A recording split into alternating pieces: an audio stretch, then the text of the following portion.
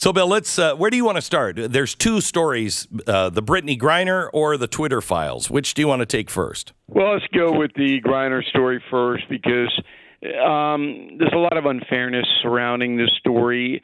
I was watching Fox News, and I don't watch a lot of cable news much anymore because it's unbelievably repetitive. It's just like the same thing every hour, my God. But anyway, there were commentators on FNC that were going, oh, this is a terrible deal, terrible deal, terrible deal. Okay, fine. So you always break these things down. Number one, the United States and Biden have no power here at all, none. They go into a negotiation with no power. It would be like me negotiating with Stu. All right, Stu didn't have any power. I mean, I just go in and I run roughshod right over him. It's very rude, very rude, especially around the holidays, Bill. Yeah, I know, but you know it's true. Of course. So Putin holds all the power there in the negotiation because Putin doesn't care whether anybody lives or dies except Putin. He doesn't care about Brittney Griner, or he doesn't care about the arms dealer. Right. He doesn't care about anybody. So he's tweaking the United States, and he goes, okay, how can I embarrass Biden? And here's how I can do it. I can give somebody up who's in jail for pot oil possession, and then I'm going to demand Satan in return. Okay? And that's pretty much what it was, right? Right. Okay. So then if you're going to negotiate at all, you got to understand that the United States going in knew it was going to lose, had no power, nothing. I say I would have made the deal because, number one, Satan, the arms dealer, had been incarcerated for 18 years. I believe it was 11. Well, wait a minute. 2008. God, my math, unbelievable. Yeah. So it'll be what, 14 then, 14 years. They grabbed him in Thailand in 2008. I mean, and this guy is sincerely the devil. Right. So they grabbed him, and he's been in 14. So it's not like he's not been punished. And then the PR aspect for Biden voters is through the roof. And because you have an African-American who's gay and who likes marijuana. I mean, that's like the profile for people who vote for Biden, right? So Biden made the deal. I would have made the deal on a humanitarian basis because you never would have gotten her out. It's not like Biden on Christmas goes, I'm going to grant pardons to people. Right, no, that's not what he does. Right. Okay. Now, how do you feel about leaving the Marine behind? Well, what do you mean leaving him behind? We have no way to get him out. How are we going to get him out? There's no way to do it. We just gave the Soviet Union, the early 2000s version of Hitler. I don't know. Yeah, look, you got this poor guy over there, all right? Putin doesn't need money. He's the richest man in the world. So you can't buy him out. Again, Putin doesn't care whether anybody lives or dies. And he's holding a guy, hopefully he can use him some way to embarrass the United States. Now, it was interesting to see that Trump couldn't get him out either, this Marine over there. Well, Putin offered him the same deal, and he said no. Well, it wasn't the same deal because Griner wasn't popular. No, not with Griner, but for, the... I'm not sure that was true. That's a report. But I'm not. That doesn't sound right to me. And Pompeo has not confirmed that. Okay. Which is what I always look. So anyway, look, I'm glad the woman is back. I hope she stops denigrating her country. She was a big kneeler during the national anthem. Mm-hmm. But what I really like to see her do is go around and talk to kids about pot, marijuana. I mean, I really would like to see her, say... I'm sure she would, probably show the cannabis dealers that are available in your own local market. Oh, I see what you're going for. Okay. All right. You want to go to Elon? Yeah, let me go to Elon Musk. Okay. So I wrote a column, and I'm sure you read it. I did. Elon shakes it up. Yeah, very good, Beck. Wow. Elon shakes it up, BillO'Reilly.com. And this is a great thing for America. I mean, it really is an excellent thing. It doesn't matter whether you like Elon Musk or not. So what he's basically done is said, look, I know, because I bought this company, how corrupt this company is and was. So I fired 50% of the people who were engaging in the corruption. They're already gone. And now I'm going to embarrass the previous people by dripping out terrible things that Twitter did. But the real importance of the story is that now the Republican House committees, which will investigate the 2020 presidential election and its linkage to social media, will subpoena all these people, including the FBI people. I mean, that is a colossal advantage for people who want to know the truth.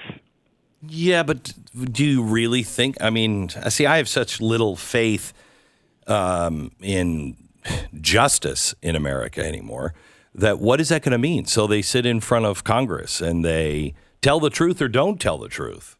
What's going to happen? For the FBI, there could be charges, criminal charges, against those agents if they did actively involve themselves in a presidential election. So that absolutely could happen. Now, under the present regime, Biden regime, no, but there's a statute of limitations on that extends past. For the Twitter people, nobody's going to go to jail. Nobody's going to get anything. But what will happen is that the American people will know how bad the fix was in. And they got to know this because what American people are they know about 20% of really what is happening to them. They don't know the other 80%. I'm not sure that that's even low enough.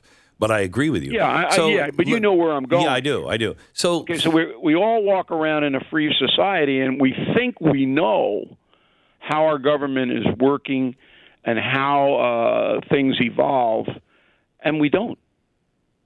And it's at a crisis level now because it's easy to suppress a huge story like Hunter Biden. Easy. I did an interview yesterday for my podcast that comes out Saturday. It's out now on Blaze TV, but it was with the woman that was going to be the CEO of Levi's, and she was the president of Levi's, and she started speaking out. She was a big progressive, and she started speaking out against the school closings for COVID early on. And Levi's was freaked out. Stop it. And they finally fired her, and she refused to take the money to remain silent because she felt this was important to say. And we were having a conversation yesterday that the truth is there if you want to see it, but you have to be willing to see it. You have to be willing to look for it and then stand up. And we were talking about how does that happen? If you go back to Germany, and I know you're a history buff, you go back to Germany, there were two newspapers. One was pro-fascism, one was against fascism. And it is said that you could read the two papers about the same event and would come to a completely different conclusion after reading that one paper. And people did not cross the streams. They didn't read both, generally speaking. We're in the same place. What do we do? Believe what they want to believe. Right. That's the real crisis in America. So rather than being intellectually curious and actually seeking what is reality, what is the truth, most of us do not do that anymore because that's difficult to do. So it's much easier to just stand in line and believe what your friends believe. And this is particularly true to the under 18, this crew. So if your high school is liberal, well, you're not going to go against that because then you'll be isolated and you won't have social opportunities. And the teachers are all lined up against you. And it's like that's a pretty heavy burden for a kid. Yeah. And that's happening more and more and more and more. I don't know whether you picked up on this, but you really should, Beck, and maybe we can talk about it next week. I'm doing a Wednesday spot with News Nation with Chris Cuomo. Did you know that? Yes, I did. Okay. So I'm doing it for one reason only, because there is no debate anymore on cable television. So what I did on The Factor, what you did when you were on CNN and Fox, that's gone, because it's far too difficult for the hosts to basically study up on their position to fight off another position. They can't do it anymore. So it's like, I think this, and let's bring on our first guest who thinks exactly like I do. That's the whole thing.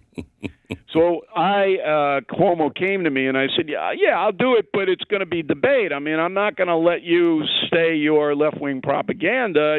I'm going to SWAT you. All right. He goes, I'm up for it. Okay. So that's what we're doing. And it's fascinating to see how, and Cuomo is an establishment Democrat. That's what he is. His family's always been that. But in the reveal of the debate, you get what is being fed out from that crew. And you see it. Like, Joe Biden's not responsible for inflation. What? That kind of thing. And I hit him just a couple of days ago. I said, when Trump was left off, inflation was 1.3% when he walked out the door. And the answer was, but the seeds were sown. I said, what? This is insane. He governed for 4 years. But that's what it is. And then the Democrats, the people who voted for Warnock in Georgia, they go, yeah, that's right. It's not Biden's fault. We're paying 4 times as much for everything. The seeds were sown. What is that? It's just insane. But that's what's happening in this country.